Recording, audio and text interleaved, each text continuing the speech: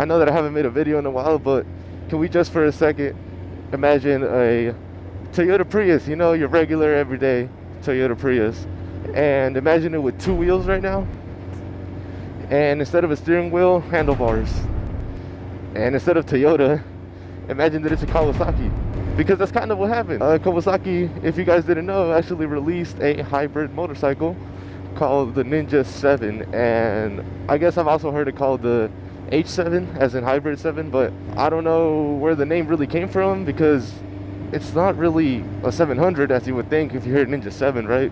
It's actually a 450 centimeter twin, so you know, it's not really like a big bike per se. And we also haven't really talked about the other part, which is the electric motor it has and the big battery it has under the seat.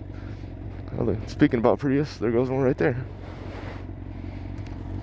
But back to the H7, I just don't think that motorcycles are heading in the right direction with that. I don't think that electric motorcycles work, but neither does hybrid. I just don't see the advantage there. If you want to argue about gas mileage, maybe, but even then, motorcycles themselves, if you get a smaller one, are pretty good economic gas mileagers or MPGs. You get pretty good at them with a smaller bike, and when you ride, you know, normally not revving it out all the way. So I don't know, I just don't see who the bike necessarily is made for, or who would be the target, because you have a 450cc parallel twin, and then to that you're gonna add an electric motor with a big battery under it, and after that you get your little hybrid Kawasaki, and I just don't see the need of it.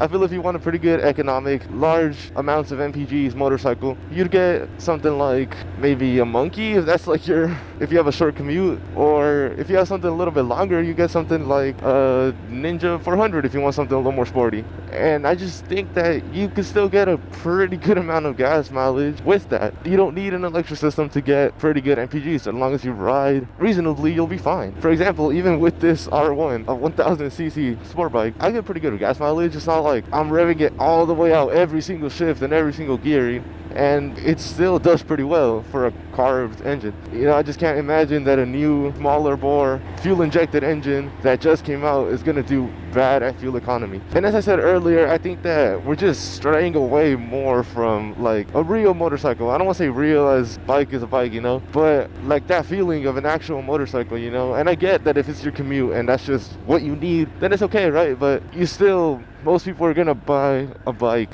to feel the engine and the sound and those kind of stuff. Which also leads me to my next point, which is this bike has no clutch. It actually is an automatic transmission, which you can turn into a semi-automatic transmission. But the other thing is, it doesn't have a foot shifter if you put it into an automatic semi-auto. When you switch it into semi-auto, you actually have to use some paddle shifters that are on your hand or your left hand. So just imagine that for a little bit. Like, you're shifting gears with your thumb on a motorcycle. Now, you don't really do that in cars to begin with, but why bikes? I don't know. I don't think the right experience is shifting with your thumb on a motorcycle. You know, you have paddle shifters on cars, but they're behind the wheel, and you know, that's a little different. But I just don't think that having paddle shifters on your thumb is the right thing to do on a motorcycle. Again, I don't know. I could be wrong out here, and there is somebody that this bike is specifically made for, and it's gonna do really well in the market, but from what I see, I just don't think so. Oh, this bike sounds so good. I guess a more obvious question you may have is, how does the hybrid system actually work? And from what I've seen, you start off in electric, and as you start to speed up, you know, once you get into like 30-ish miles per hour, 20-ish miles per hour, that's when your gas engine kicks in and continues to work, if you keep it in hybrid mode. There is an electric only option, and well, that's what it sounds like. It's just an EV. But I just can't imagine that engine with that battery going pretty fast to where you could use it in pretty much only EV. My next point, I guess, is the price. For the price, I feel like you could get another motorcycle, and I know that it's a new bike and it's again something that you could go buy at the dealer, but like, I believe there's better options for most people. That for most people, there's gonna be a bike out there that's gonna be a better option than that for the price. The H7 also seems like it's trying to target a little bit of a beginner market, which I think is cool. Yeah, you know, get more people into riding.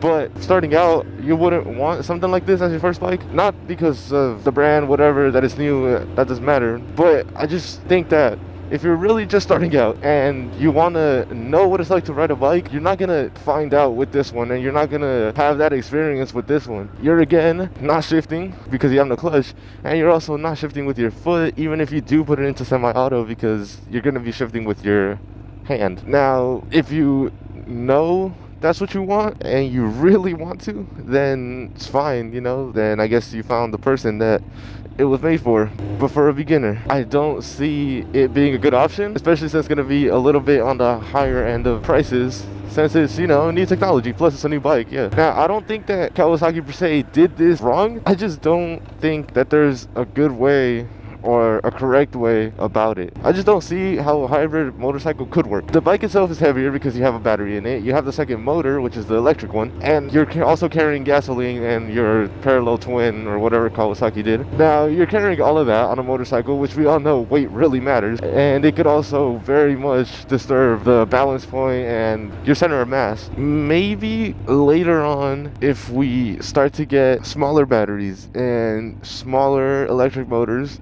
where it could weigh a lot less and you could almost have the same weight as a regular bike plus the electric stuff, then maybe that would have to be more of a convenience thing and an extra feature, rather than that's the whole point of the motorcycle. Just to bring this whole thing back together, I think that the bike itself isn't necessarily bad. It works, it's good, and you know, I don't think that Kawasaki made a bad motorcycle. I don't think that Kawasaki necessarily did it wrong themselves. I just believe that an electrical along with a gas system doesn't work on a motorbike, you know. On cars it makes more sense because you're not necessarily feeling that all extra weight, and a lot of cars don't get that good economy and gas mileage, so that's when I believe it makes sense. You know, I really like Kawasaki for a lot of things they did. You know, the GPZ 900 is one of the best bikes of all time. I just like the brand overall. It's Japanese, reliable, well made, but this I just can't get behind. And if we add everything else, like the thumb shifter and the automatic transmission and the fact that you still have to carry around the batteries, and what about when they go out? Batteries aren't necessarily cheap to replace. Also, repairs on the transmission, will that be cheap?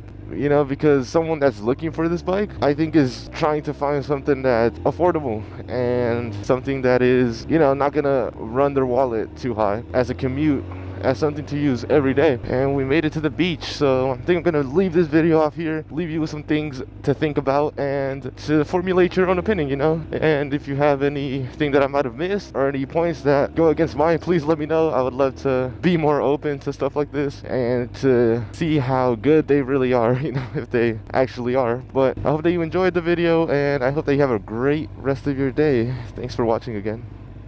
Bye.